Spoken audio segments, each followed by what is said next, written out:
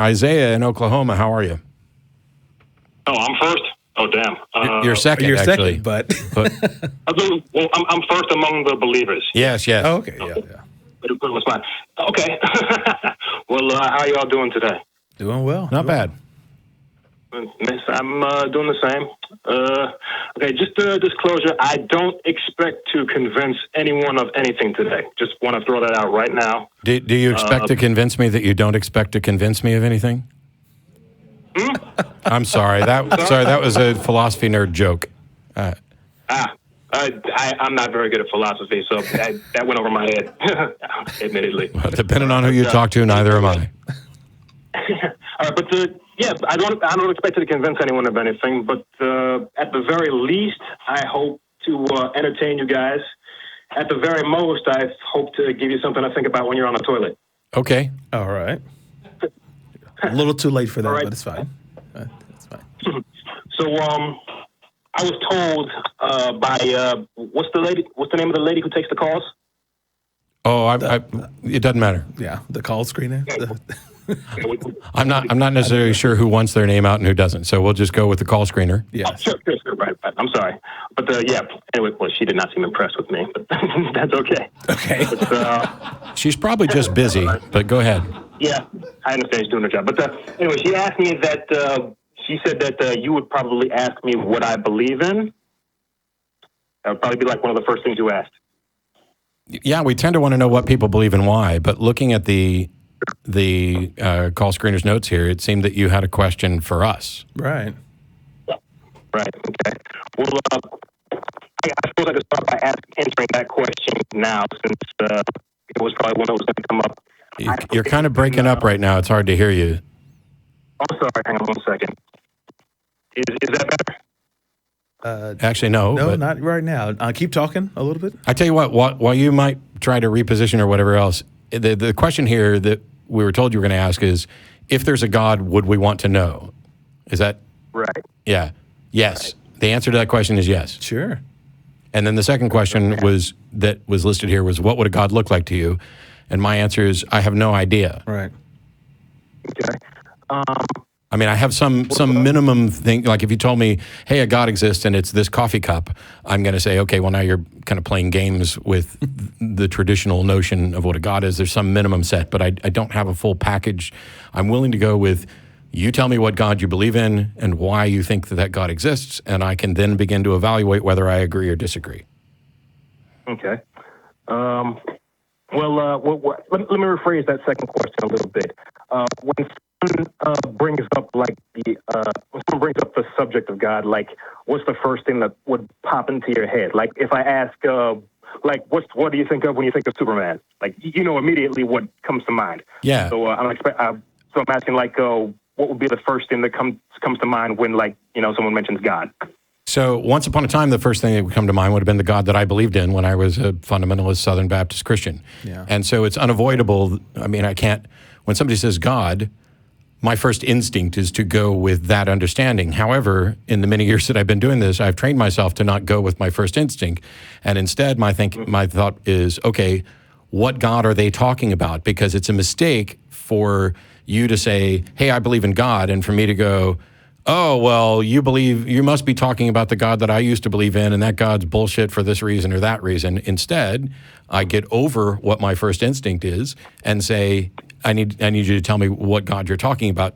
At least, you don't have to give like every detail of God, but I just want to make sure we're roughly on the same page. Right, because there's a lot of variance out there. Okay. People take it like to a spiritual thing to say like, oh, just God is the universe, or God is truth, or something along those lines. That is a far cry away from what I was taught. Yeah, somebody what a deity was. Not too long ago said God is that which is worshipped, which I think is a ridiculous definition, because people are going to worship the Jacksonville Jaguars, and that doesn't make them God in any sense that we would normally talk about in theology and philosophy and things like that.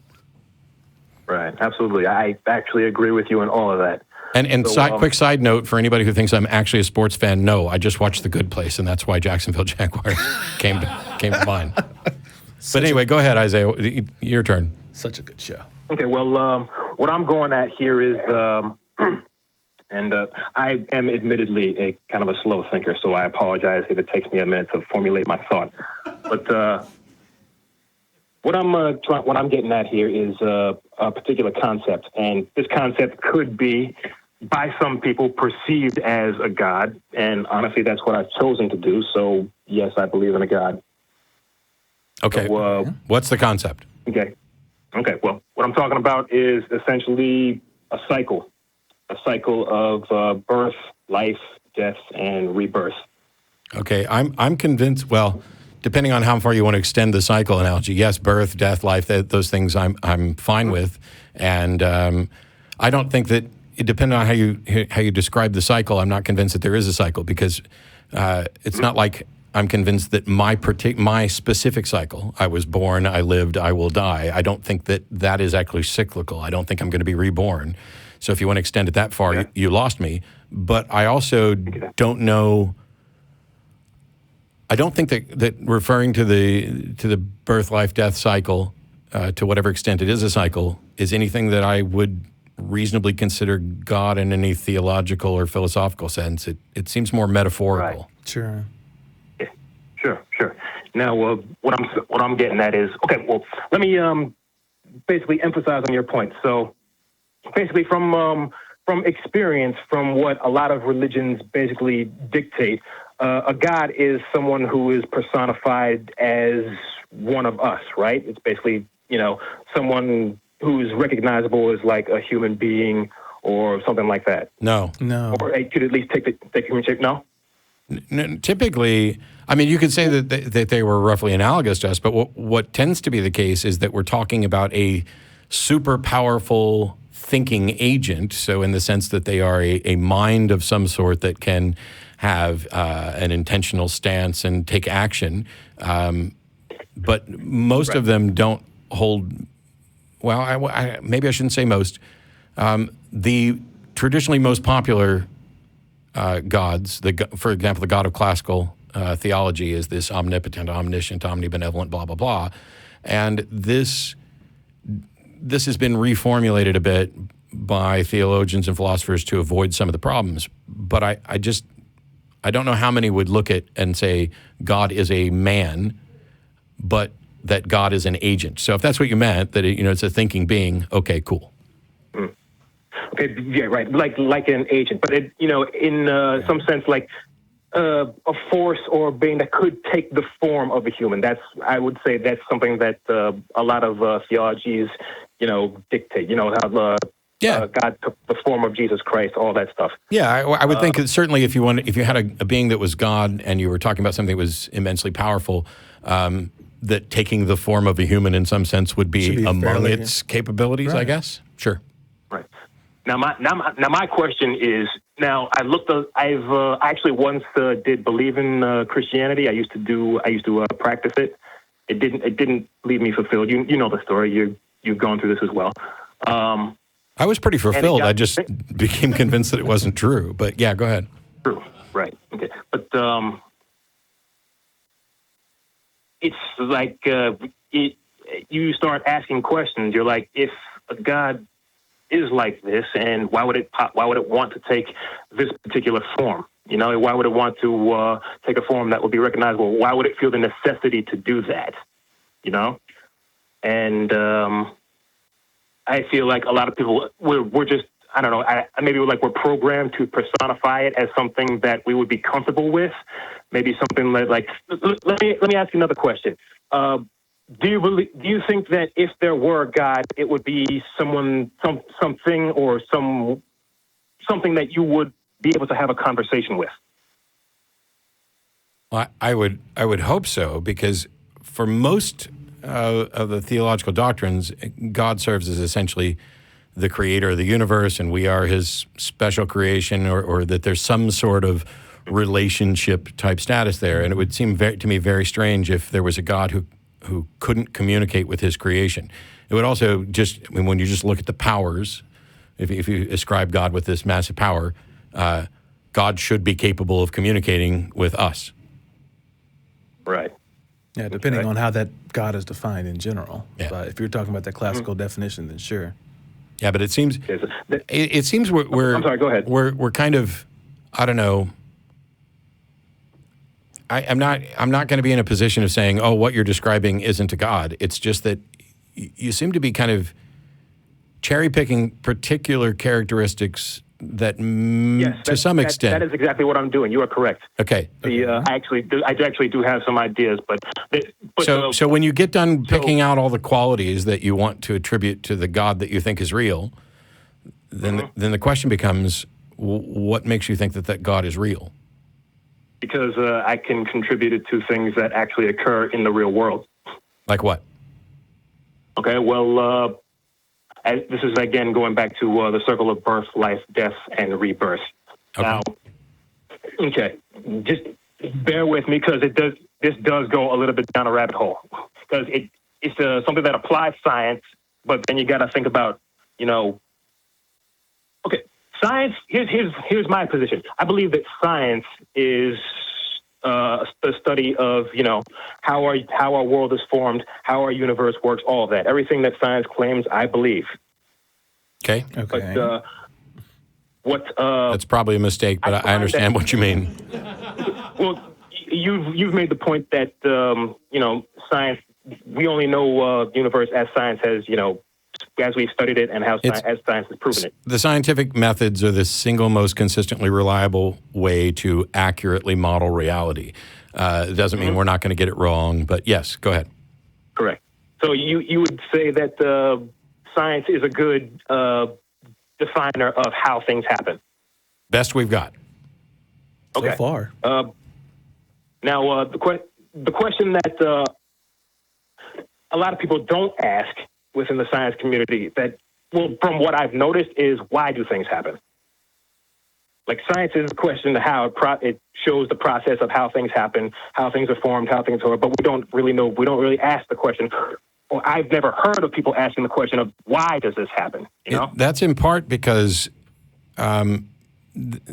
there's a semantic difference where you could reframe any given why question as a how question and vice versa. But what you seem to be getting to is science is addressing the mechanisms by which an event occurred, maybe addressing causal connections, et cetera, but it doesn't address the why in the sense of an intended purpose. Right. That's because we have no reason to think that there is an intended purpose. Right. Mm-hmm. You'd need to demonstrate an intended purpose. Yeah, okay. Okay. So that's actually what I'm getting at. This is what the concept that I've been, thinking about. Cool. And this is a hypothesis. This is fully a hypothesis. It may not be. Is it falsifiable? Okay. Well, it's a theory. Okay. No. Okay. That's worse. It's one of those. It's an idea, perhaps. Let me just see if I can put it out there for you. Okay. So we look at the world around us, right? We see like everything that happens. We see what we perceive with our eyes, with our ears, with all of our senses. We can see how the process of life works for pretty much everything in the world that we have perceived. We know that animals are born. We know that they live. We know that they die by of natural causes or they're eaten by something. We know that plants have a lifespan, some of them longer than ours, some of them shorter than ours. And we know that eventually those die and, grow back, between the seasons. Or I don't know if it's dying or hibernation, but we know that they go into a state of tranquility. Correct? Okay. Well, it's not the word I'd picked, but I'm good with it. Go ahead. Okay. Tranquility. So need some of that. We believe we see all these things happen. We know that they happen. We know that they've been happening for as long as our planet has existed and has been able to support life. So we consider this to be an infallible truth, correct? No. It's just the reality that we observe around us. So there is no infallible truth that we're aware of, and science doesn't make proclamations of truth. Science creates models that are the best current descriptions of this. And so Science is always, by the way, while there is deductive reasoning involved, it is always an inference. So what you're doing is inferring that because we see this consistency of death, life, et cetera, that this is, when you say this is an infallible truth, if you're implying that this is something that could be universally applied, I don't see any justification for that, because that would deny the possibility that we could find out we were wrong about something. Okay. Yep, you made a good point. Now, and you mean that through scientific study, we haven't found anything that would disprove that? Yeah, it would falsify it. So this notion of falsifiability, which is why I kind of balked at your use of the word hypothesis, is that for something to be properly testable, it needs to be falsifiable, which means there needs to be some way to show that this wouldn't be true. So if you say there are no black swans, that is falsifiable, because if you find a black swan, you have just proven that your hypothesis is not true. That's where I'm going. So if you want to begin with a hypothesis that everything that lives eventually dies, I'm fine with that, except it may not be falsifiable, because we're not going to, it may be falsifiable in principle, because you might be able to find something that does not die. But in practice, it's unfalsifiable, because you would have to exist for eternity, which is impossible, to know that it didn't die. Mm-hmm. And so there are various problems here. But I want you to continue, because we got other callers, and I want to make sure we kind of treat your God hypothesis or concept, idea. Oh, sure. Okay. I can go into a little bit more detail, but I don't want to waste all of your time. So I could always call back at a later date before we finish up. Well, I mean, at least give us something that shows how you're going to talk a lot about life, death, and what we know from science. I want to know where this links to a God and what you mean by a God. Okay. Well, this is I'm going. I apologize. What I'm getting at here, this concept that I'm going with, is it basically identifies, the cycle itself as, a God, but not a God that falls into the norms that theology, dictates. Okay. So let me ask this. There are people who would say the universe is God. Mm-hmm. Do you think that's a reasonable use of the term? To describe the universe as God? The universe is God. No. Okay. No. So because it seems like we're adding something. The universe is the universe. And if we say the universe is God, then we are adding something. Definition. And I don't know what that term adds that is true. And I think the same thing applies to this cycle idea that you have. We can refer to the life cycle as just the life cycle. What do we get by also referring to it as God? What does the God label add to it that is accurate? Well, this is where basically you just have to think outside of the norms of theology. You have to just essentially... I'm way outside the norms of theology, trust me.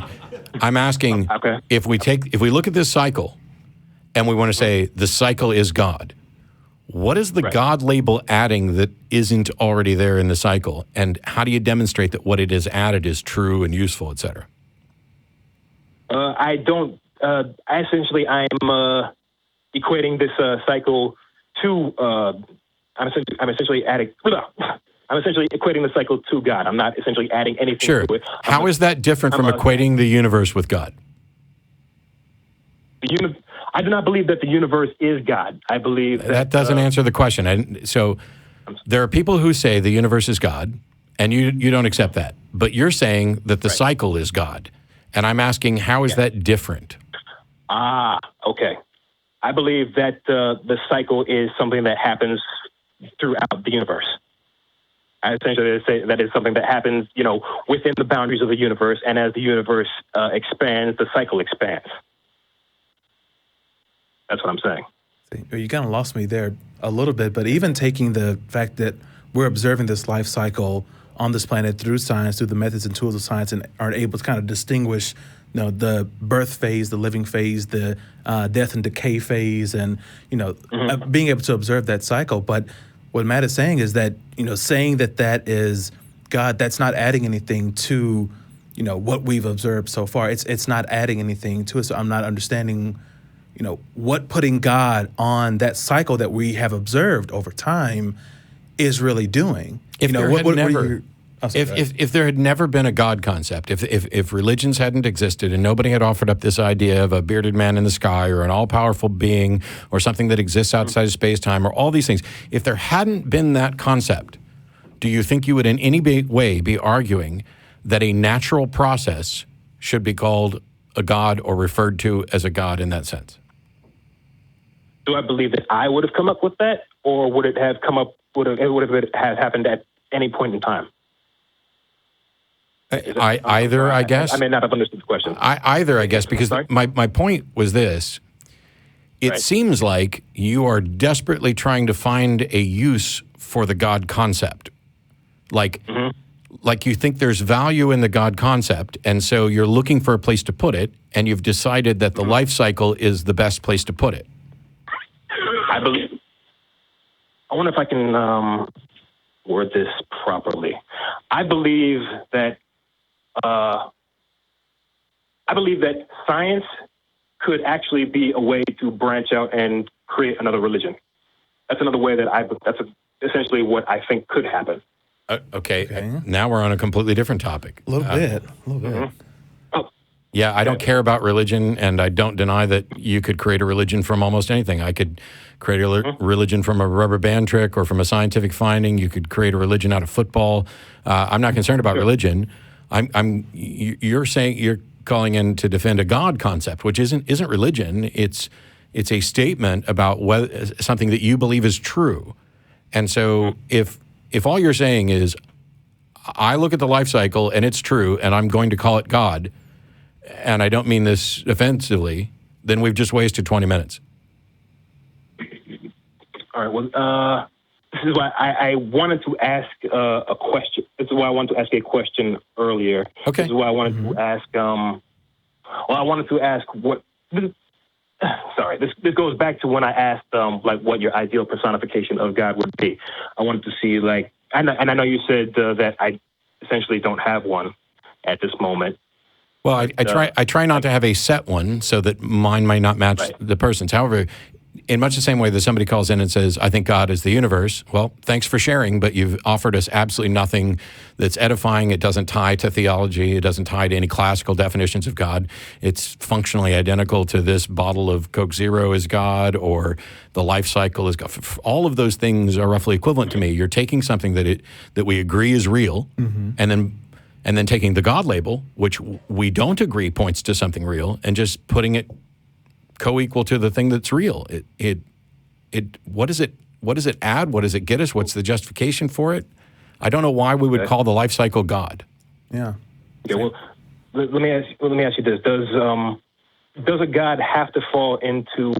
Is it required for a God to fall into what the prior theologies and set religions have, established? Is it necessary for that?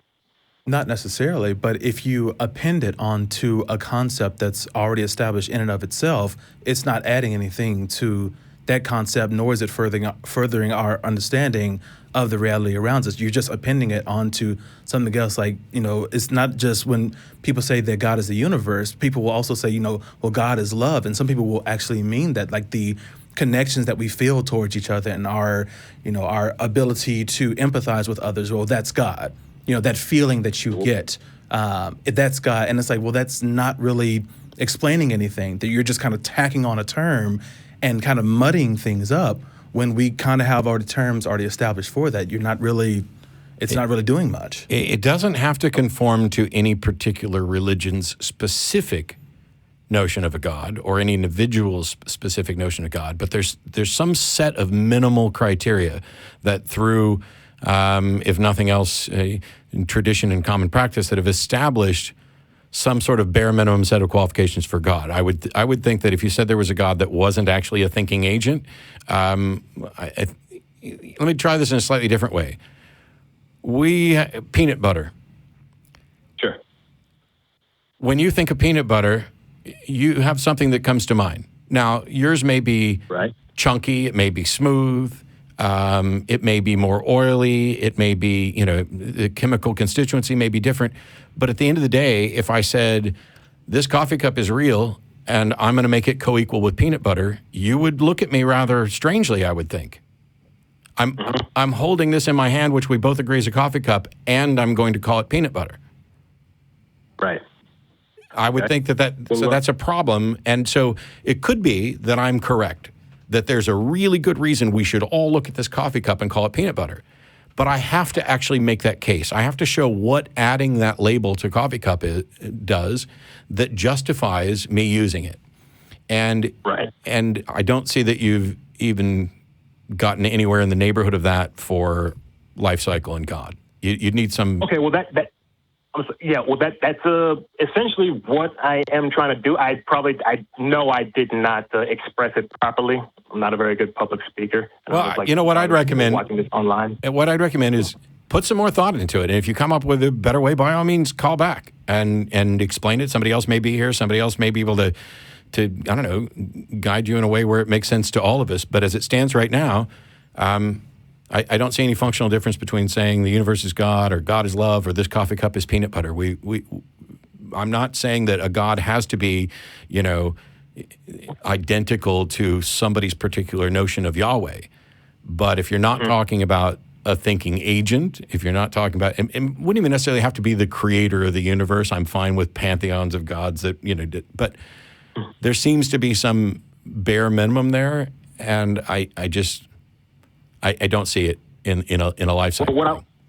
What I am saying, what I'm trying to do was essentially convey God in a way that you did describe, but I wanted to convey in a way that actually could be proven through natural justifiable phenomena that actually does happen in our world, stuff that we can perceive.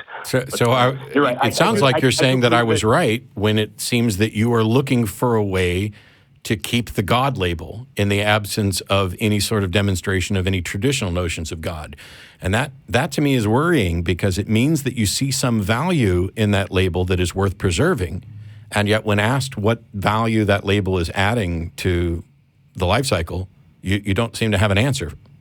Yeah, but even in your... I suppose I could... go ahead. I'm sorry, go ahead. But even in your explanation, it's saying that you were trying to come up with a concept of God that could be proven.